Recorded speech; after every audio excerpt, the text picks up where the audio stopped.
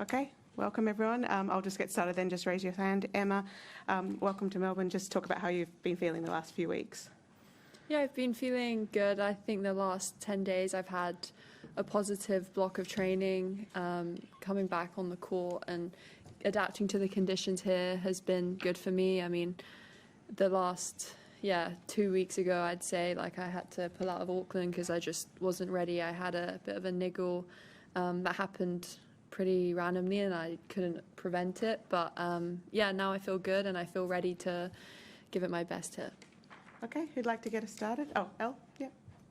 Hi, can you just talk a little bit more about the back issue and also how frustrating was it to have to go into a new season sort of feeling a little bit maybe behind where you wanted to be? Yeah, I mean, I had a really good block of training in London before Billie Jean King Cup and after the tie, pretty much going straight back into it. And I just, one morning was warming up and, bent over and to tie my laces and I just had a spasm and that was it really. And it took a while to clear. I've had them before and they've usually settled within a few days, but this one, niggled for a couple weeks and I had to, miss quite a bit of training before I left. Wasn't able to play Auckland, but now I'm feeling good and I feel like I can, give it my best here and, do the good training and continue with that. Okay, Neil? Is there a concern you're a little bit ring rusty coming in because you haven't played a match for so long? That was a bit of an issue going into the US Open, and how have you tried to get over that by compensating that in the build-up? Yeah, I think the difference between this and US Open is before US Open I hadn't actually trained at all really. But I've been putting in, really good work. And this week I've been playing sets with, top players and feeling like I'm holding my own more than okay in those instances and practices. So I feel pretty good with my game, and I'm looking forward to putting it on the match court. Next one, just raise your hand. Yeah. James. There's been a lot of talk, and it's part of the job, I guess, is anti-doping, getting tested, being careful what you put in your body. Can you just talk a bit about the sort of stress or maybe the concern, if you ever have them, about making sure you know exactly what you're eating all the time and all the sups you're taking and the rest of it? Does it ever worry you that you might, just accidentally or without even knowing, get pinged?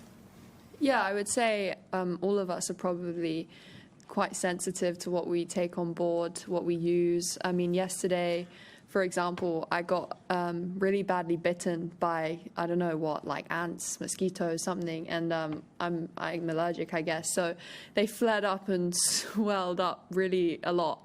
And, someone was giving me this antiseptic spray and, natural to try and ease the bites, but I didn't want to take it, I didn't want to spray it. So I was just left there with my swollen ankle and hand, and I was like, I'm just going to tough it out because I don't want to risk it. So it's obviously a concern on our mind, but we're all in the same boat, and I think it's just how we manage as best as we can the controllables. And if something out of our control happens, then it's going to be a bit of a struggle to try and prove. Okay, we'll go Charlie and then Kath. Charlie. How the first 2 weeks of Utah have been, if there's anything that you've picked up on or appreciated that you've been working on together. Yeah, I think having him in my camp has been a really good addition. I think he's helped me a lot just in terms of microdosing, bits of fitness here and there throughout the day, and tapering, managing my loads, because I'm someone who's always going to want to push more and train more and do more. So sometimes actually having him to adapt the exercises or pull me back has been helpful. And I think he's also a really committed person and someone who is quite reliable as well. So every day I know that, there's not really going to be any major surprises that are coming my way. And he's just been obviously with a lot of experienced and top players. So having that and his belief and confidence in me has helped a lot. Okay, Kath. I wanted to ask about the work with Yutaka as well, and kind of what you expect. Obviously it's a long-term project with him in terms of building a body physically. I wondered what you thought the timeline was in terms of getting to where you wanted to be in those terms, and whether you already feel different at all from the work you've already done with him? Yeah, I think building a body, I think that's a continuous process. I think it's not something that you necessarily put a timeline on, like, okay, in a year I'm going to be a top athlete. You know, it's even when you're a top athlete, there's always things you can do better. But I think I do already feel a difference when I step on the court. I feel like I'm quite reactive and explosive, and I think that stems from my warm-ups being, you know, not necessarily warm-ups, but they're more like a bit of a session, and I feel just ready to go when I'm on the court. And yeah, I think as for how long it's going to take, I'm not sure, but yeah, I trust his work and trust his judgment. Okay, we'll go over here and then up the back. Yeah. Hi, Jackson from Tennis Australia.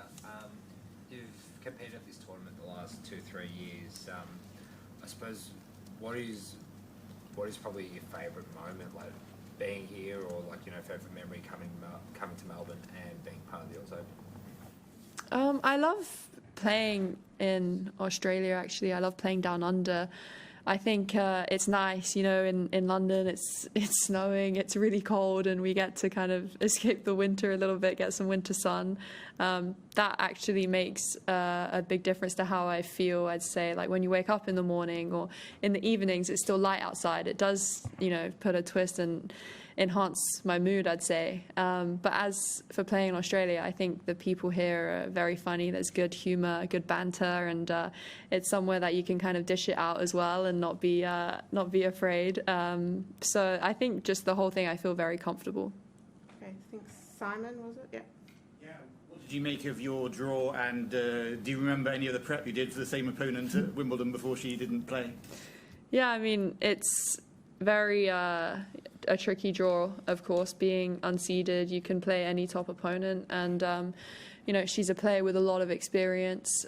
So I guess I'm coming in with the underdog mentality. I guess she's, you know, been in this situation many more times than I have, but I back myself to the hills. I feel like I'm in a good place with how I'm approaching my tennis, how I'm feeling on the court.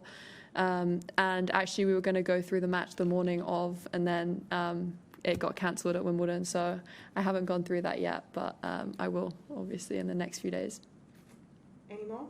Elle? Emma, you obviously didn't play nearly as many tournaments last year as most people, which therefore affects your ranking. I just wonder where do you think your ranking sort of would be had you played the same number of tournaments? Where do you feel like your tennis level sits? Well, I feel like would've, should've, could've is just something that doesn't really exist in sport in general. But I know that whenever I play like any top opponent, I feel like with the way that I'm feeling on the practice court right now. I mean, I was practicing with top 10 players and feeling pretty good out there, and I think I can be a dangerous opponent for anyone, really. So I think you have to kind of have that belief as a player. It's not really worth it going on court if you don't believe you can win. Okay, one more, Charlie. Yeah. On the fitness side, how that sort of ties in with the nutrition, and kind of, are there particular things, particular meals you always like to eat before, or like fueling during, like? I know we always ask you about food. Well, I love salmon. I love having salmon before and after. I have salmon like twice a day, which is it's great. Omega-3, good fats. But I think, you know, before matches, I keep it pretty simple with like plain rice and some protein. But I think the one thing that, you know, I've been working on is also, and Yutaka helping, has been just like intake, because obviously when we're training, and it's good to just have, you know, that constant reminder, like you need to kind of take fuel on board, because otherwise, you know, you can go through your whole day or your whole practice and, you know, you don't have what you need to sustain, like not just that day, but the whole week of training and recovery. So it's just been good to have him helping in all areas. What about during a match? Yeah. During, I usually stick to something like really fast release, some like gels or dried fruit or something.